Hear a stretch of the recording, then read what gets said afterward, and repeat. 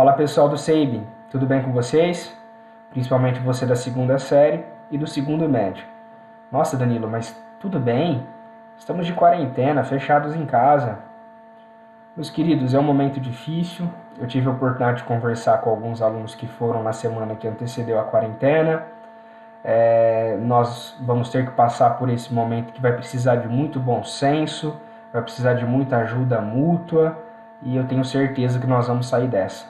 Enquanto isso, estamos utilizando os recursos tecnológicos, tá? Eu estou usando aqui, vocês estão percebendo, meu computador, estou fazendo aqui do meu próprio quarto. Pedir desculpa a parte amadora aí, tá? O barulho do cooler do computador. Vou tentar fazer assim para vocês, de tudo para vocês não ficarem sem aula, não ficarem sem plantão. A gente combina depois um sistema de plantão para ficar fácil para todo mundo. E já gostaria de começar explicando também que tema que nós vamos trabalhar e por que eu estou gravando esse vídeo para as duas séries. Como eu disse, nesse momento vai precisar de bom senso de todo mundo.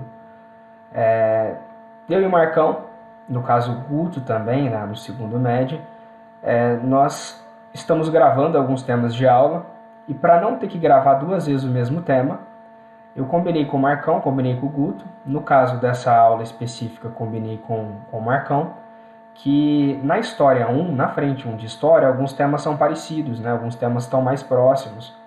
Então, o Marcão vai terminar as revoluções inglesas, eu já terminei no segundo médio, e o próximo tema para os dois é a Revolução Industrial. Então, o que eu combinei com o Marcão? Marcão, no lugar de você gravar um vídeo de Revolução Industrial e eu gravar um outro de Revolução Industrial, deixa eu gravar a Revolução Industrial, tá? E você vai lá depois grava Iluminismo e coloca na minha frente também e a gente vai revezando. Porque não estamos podendo na escola, então só para vocês entenderem o funcionamento, tá bom? Meus queridos, seguinte, vou usar o PowerPoint como ferramenta. Vocês eu não preciso ficar explicando, igual eu fiz no cursinho, que nunca tinha tido aula com o slide meu, né, escrito. Eu uso o slide daquele formato de tópico, subtópico e título, igualzinho à lousa, na aula de atualidades vocês já viram. Então vai ficar mais fácil para a gente conseguir acompanhar aí o conteúdo. Então vamos falar de Revolução Industrial, tá bom? Eu adoro filme, vocês sabem disso, eu cito filme e série direto nas salas. Toda vez que vocês me citam, Danilo, um filme tal, uma série tal, eu vou lá, eu tento assistir, eu tento ver, colocar na lista. E eu gosto de usar como pano de fundo dessa aula, eu gosto de usar Os Tempos Modernos do Charlie Chaplin. Eu acho esse filme fantástico. Esse filme, meus queridos, ele tem para mim aqui, o maior símbolo da Revolução Industrial. Eu acho essa foto aqui, Danilo, mas ela é fictícia. Mas essa foto é o maior símbolo da Revolução Industrial, tá? Na minha opinião. Eu acho assim, né? A vida é dotada de símbolos. Então, até o Eric Hobsbawm, que nós já citamos ele em algumas aulas, vou citar bastante a partir de agora da Revolução Industrial, Revolução Francesa mais para frente. Ele fala que os símbolos são importantes na história da humanidade. Se você perguntar para mim, eu gosto do estilo musical que eu mais gosto é rock. Se você perguntar para mim qual é o maior símbolo da história do rock, sou muito fã do Guns. Para mim o maior símbolo da história do rock no November Rain, que já era a mistura do rock com a música clássica, e o Slash sobe num piano com uma guitarra e faz um solo. Para mim aquilo eternizou, é o maior símbolo do rock, na minha opinião. Como na aula de Revolução Industrial, eu acho que um grande símbolo para entender é esse, do Charlie Chaplin, ou seja, o homem e a máquina. E olha a cara de encantamento que o Chaplin tá com a máquina, com essa invenção, que a Revolução Industrial, ela é isso, né? Foi a invenção da máquina, a inserção da máquina no modo produtivo, tá bom? Então eu coloquei até uns trechos, uns gifzinhos do filme aqui embaixo, vale muito a pena assistir, é muito interessante, e vamos aí dar continuidade essa parte da Revolução Industrial, tá? Então vamos lá. Quando nós falamos de Revolução Industrial, é muito comum trabalhar a primeira Revolução Industrial, a segunda Revolução Industrial, a terceira Revolução Industrial. Eu até trouxe esses conceitos porque em muitos livros vocês vão encontrar. Mas eu como professor de História, eu gosto de falar sobre as etapas da Revolução Industrial. Como assim etapas da Revolução Industrial? Revolução Industrial é uma só. Danilo, mas uma só? Sim, a Revolução Industrial é uma. Ela ocorreu, né, por volta de 1750, 60, o Eric Hobsbawm coloca na Era das Revoluções 1760, mas o interessante é entender que Revolução Industrial ela teve seu início e depois ela foi passando por algumas etapas. Como assim etapas? Então você teve o primeiro processo de Revolução Industrial, que teve a invenção de alguns pontos, né? A máquina a vapor, usando carvão. Aí depois você vai ter a segunda Revolução Industrial, ou a segunda etapa da Revolução Industrial. Ou seja, que vai ter novas inovações, vai ter novas invenções. Vai utilizar agora a eletricidade, o petróleo.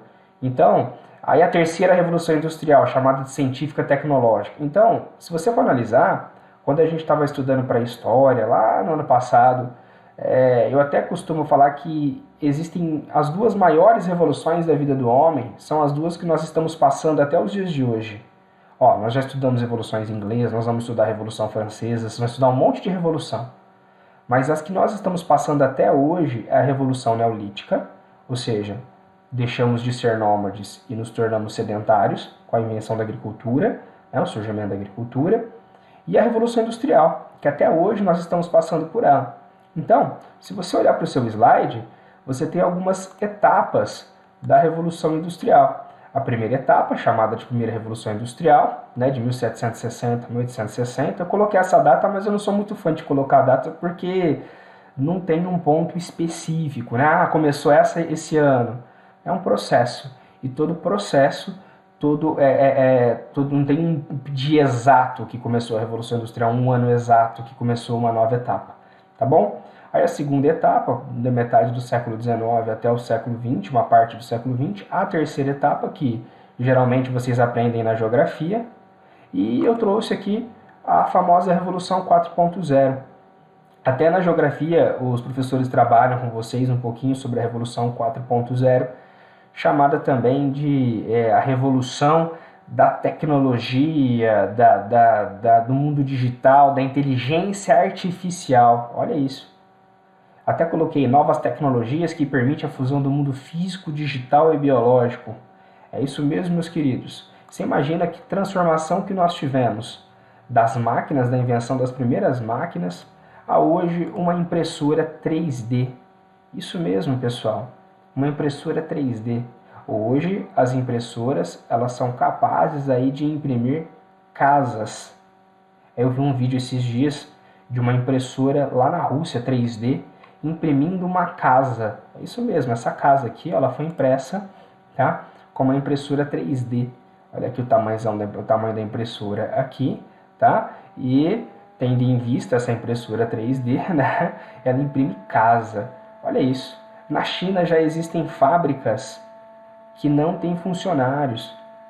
A própria Revolução 4.0 é inteligência artificial. Você fala perto do seu celular de alguma coisa, o Google já faz a pesquisa para você, algum produto que você quer comprar fica lá mostrando toda hora. Ou você está fora de casa, você já pode ligar o seu ar-condicionado, sobre a famosa internet das coisas. Você consegue manipular as coisas não estando presente na sua casa. Então olha que processo interessante, tá? Primeira Revolução Industrial, ou seja, a primeira etapa, a segunda etapa, a terceira etapa e hoje alguns vestibulares já até cobraram sobre Revolução 4.0 ou Revolução aí, da inteligência artificial. Será que em breve não teremos mais mão de obra humana em algumas fábricas? É o que a gente tem que pensar, tá bom? Tranquilos? Então, quando a gente pega essa parte introdutória, fica mais fácil, mostrar para vocês essas etapas. Então eu gosto de fazer o seguinte esquema. Eu não vou trabalhar primeiro a primeira etapa, segunda etapa. Vamos fazer o seguinte. Vamos trabalhar a Revolução Industrial como se fosse uma coisa só, uma coisa única, e as transformações que tiveram entre a primeira e a segunda. Fica bem mais fácil aprender desse jeito, vocês vão ver, tá bom? Voltando ao nosso slide, é interessante a gente pensar assim, onde começou a Revolução Industrial? Por que a Inglaterra foi a primeira, o pioneirismo inglês na expansão marítima e comercial você vê o pioneirismo português. Aqui você vê o pioneirismo inglês. Meus queridos, quando nós falamos sobre pioneirismo inglês, nós temos alguns pontos importantes. Primeiro, a primeira etapa da Revolução Industrial, então, a primeira a fazer a Revolução Industrial foi a Inglaterra, e ela já tinha esse apelido aqui que era Oficina do Mundo. Professor, Oficina do Mundo? Sim, no século XVIII, Oficina do Mundo, eu queria entender esse conceito. É o seguinte, enquanto você via a França, gente, eu não estou falando que os ingleses eram menos inteligentes que os franceses, tá? Mas enquanto a França se dedicava à parte intelectual, às partes das universidades, a Inglaterra também tinha universidades, mas a Inglaterra se dedicava muito mais às corporações de ofício, a Inglaterra se preocupava muito mais à venda de produtos, a Inglaterra se preocupava muito mais com o comércio. Então ela produzia muito para vender muito, diferentemente da França. Por isso que você vai ter duas mentalidades diferentes na Revolução Francesa e a outra nas revoluções inglesas que nós já estudamos. Então, a Inglaterra era apelidada de Oficina do Mundo. Tá? E aí, voltando ao PowerPoint, o que nós podemos fazer? Por que ela foi a primeira? Dá uma olhadinha nas revoluções inglesas. Tá? Olha aí a senhorita Elizabeth, né, que nós já vimos na aula de revoluções inglesas, né, e a sua roupa abacate, né, as suas roupas um pouco chamativas, tá aí. Então, quando nós falamos sobre revoluções inglesas, aqui você teve um processo da consolidação da burguesia inglesa no poder. A burguesia inglesa, meus queridos, ela tentou ter uma república, ela não conseguiu, né, que foi a república de Oliver Cromwell, o protetorado do Cromwell, lembra dessa parte? Mas sim, culturalmente eles queriam um rei, eles precisavam do rei. Até coloco a imagem da Rainha Elizabeth para brincar um pouquinho com vocês aí, mas a Inglaterra culturalmente ela gosta muito dessa questão monárquica. Ela precisa, então não sei, alguns anos atrás eu lembro que teve o casamento de um neto da rainha lá e ficou todo mundo, vamos ver o casamento da rainha e do neto da rainha, que roupa que é a Beth. Tinha gente que chamava a rainha de Beth, velho. Os caras nem conhecem a rainha para chamar ela de Beth, né? Que chapéu que ela vai usar. E as pessoas foram lá em frente ao Palácio de Buckingham assistir o casamento, com o ouro, o ouro que estava no pescoço dela com certeza era nosso, né? Do caso do Tratado de Mutton, que Portugal teve que dar muito ouro para a Inglaterra, inclusive nosso, entre outras coisas. É aí que a gente tem que pensar que o inglês, ele precisa culturalmente dessa figura da rainha, dessa figura monárquica, né, do rei e da rainha, tá bom? Então, o que a burguesia inglesa quis? Ela falou, nós queremos um rei, mas nós queremos que você aceite a limitação do seu poder. Então, nós tivemos o Guilherme de Orange, que aceitou a limitação do parlamento, sem derramamento de sangue nenhum, né? Então foi chamada de Revolução Gloriosa, onde você teve a consolidação da burguesia no poder, e a burguesia no poder ela começou a fazer algumas coisas, como, por exemplo, a política de cercamentos. Isso aqui chove em vestibulares, tem um monte de questões sobre essa ideia da política de cercamentos. Danilo, o que seria essa política de cercamentos? Assim que a burguesia conseguiu se consolidar no poder, ela vai tomar algumas decisões que antes, no Estado absolutista, era apenas do rei. Uma dessas decisões era a seguinte, vou expulsar os camponeses das terras coletivas, que muitas vezes os mansos servis, né, que os reis concediam aos servos, aos camponeses, porque eu preciso pegar essa terra e torná-la produtiva. Então, para que esse bando de camponeses nessa terra, se eu posso tirá-los daqui e plantar, algodão? E nesse algodão, eu vou tirar esse algodão, vou transformar em tecido e vou vender. Olha a mentalidade da Inglaterra. Uma mentalidade dentro de um pressuposto econômico progressista, né? Pensando no que vai transformar aquela terra em terra lucrativa, ter a ideia do lucro. Então, muitos servos, se você levar em conta aqui, né, muitos servos, muitos camponeses foram expulsos de suas terras porque elas foram cercadas pelos ingleses, pela burguesia inglesa, para poder já ter matéria-prima para dar início ao processo aí de revolução industrial. Então, as revoluções inglesas elas tiveram muita importância, que a Inglaterra percebeu que É uma colocação que eu acho que você até deveria anotar. A Inglaterra percebeu que um Estado absolutista não seria capaz de desenvolver o capitalismo. Ou seja, uma monarquia parlamentar, como a Inglaterra colocou, onde um parlamento com forte influência burguesa iria ser capaz de desenvolver o capitalismo. E a Revolução Industrial nada mais é que a consolidação do desenvolvimento do capitalismo, né? Tranquilos? E se você lembrar lá na... Olha que gracinha, gente, a Beth tomando uma, né? Olha isso, tô chamando a rainha de Beth também, olha. Tô íntimo dela já, tá? Mas ainda dentro dos fatores, porque a Inglaterra foi a primeira, você tem a expansão comercial inglesa. Essa expansão comercial inglesa, a mentalidade do inglês é um pouquinho diferente da mentalidade do português e do espanhol. Por que ela é um pouquinho diferente? Meus queridos, enquanto o português e o espanhol queria pegar ouro e não sabia investir, né? O inglês já pensou diferente. Para que eu vou ficar pegando aquele monte de colônia? Eu posso fazer comércio com essas colônias. Então os caras estão pensando num comércio em escala mundial, tá? Pensando num comércio em escala mundial, né? Se é em escala mundial, né? Com exceção de alguns que não participam quando fala de mundial, nem todo mundo entende de mundial, tá? Esse comércio é em escala mundial. Inglaterra começa a meio que vender para todo mundo e para todos, e começa de uma maneira a fazer contrabando, né? Eu até contei em sala de aula durante o governo da Elizabeth Tudor, a pirataria era algo legal, né? Era uma atividade legal da coroa inglesa. E aí a Inglaterra conseguiu fundar um banco para realizar empréstimos. Olha isso, meus queridos. Que mentalidade diferente. Enquanto as colônias ibéricas ficavam preocupadas dentro daquela mentalidade mercantilista de acúmulo de metais, de protecionismo, a Inglaterra estava pensando em a política de acúmulo de capitais. Olha isso, não de metais, mas sim de capitais, para poder investir em outras coisas. E eu posso falar que essas são as pré-condições da Revolução Industrial. A Inglaterra, então, ela consegue, através dessas pré-condições, né, que ela tem, o jeito que ela é administrada, pela classe que influencia sobre o seu governo, né, através do parlamento, ela consegue ter as pré-condições suficientes para ser a primeira da Revolução Industrial. Né? Olha lá a Beth, gente, o pessoal palmeirense deve estar chateado, né? Olha lá a Beth, né? Que eu brinco que ela é a Palmeirinha da Inglaterra, né? A gracinha, né?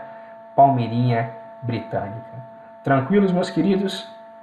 Qualquer dúvida, então, depois quando a gente for fazer o plantão sobre essa parte, anotem aí para poder tirar comigo essas dúvidas, tá bom?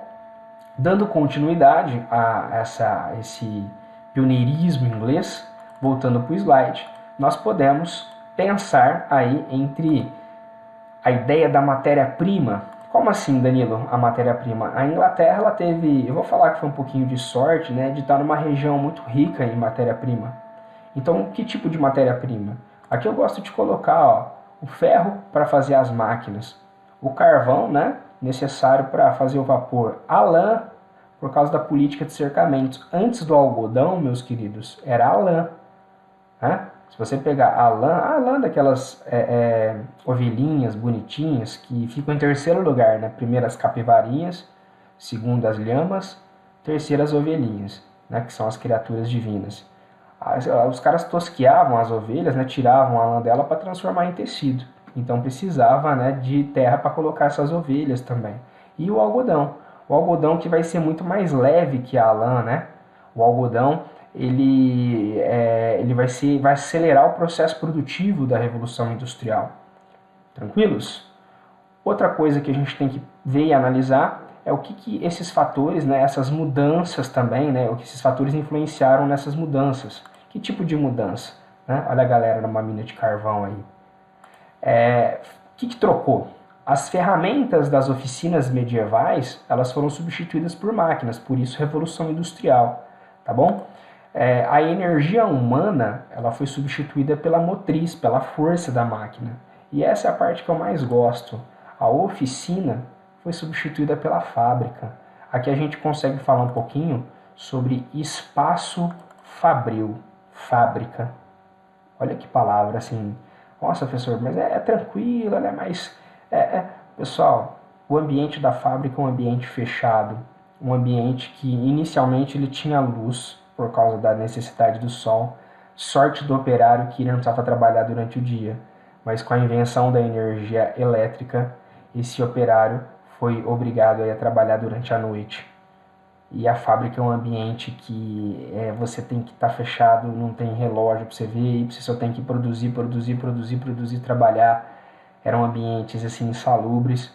Então você imagina a situação de uma fábrica. A oficina medieval, meus queridos, muitas vezes, se você lembrar a oficina medieval, essa oficina era no fundo da casa do artesão, que ficava lá com a família dele. Então, a substituição pela fábrica já traz um outro espaço. Foi até, se eu não me engano, foi a Unicamp que cobrou uma questão recentemente falando sobre as oficinas medievais e a mão de obra familiar que eram feitas nas oficinas, das corporações de ofício, das guildas de artesãos, entre aquelas coisas que nós estudamos na Idade Média. Tá bom? Tranquilos? E aí, é interessante, tá? Você vê as condições dessas pessoas. Inclusive, onde eu estava lendo, a calça jeans ela foi inventada em mina de carvão, mas se eu não me engano foi lá nos Estados Unidos, porque é uma calça mais resistente e uma calça que o cara que estava tirando carvão, extraindo carvão, conseguia aí, né, ter uma durabilidade maior com ela. Tá bom? Tranquilos? Ó, então fizemos essa primeira parte da aula sobre Revolução Industrial, sobre o pioneirismo inglês, sobre os fatores. Se vocês tiverem qualquer dúvida, vocês podem me procurar. Em breve vocês ficarão sabendo como irá funcionar o sistema de plantão. Estamos com vocês, fiquem calmos e tudo vai passar. Abraços e beijos. Até mais.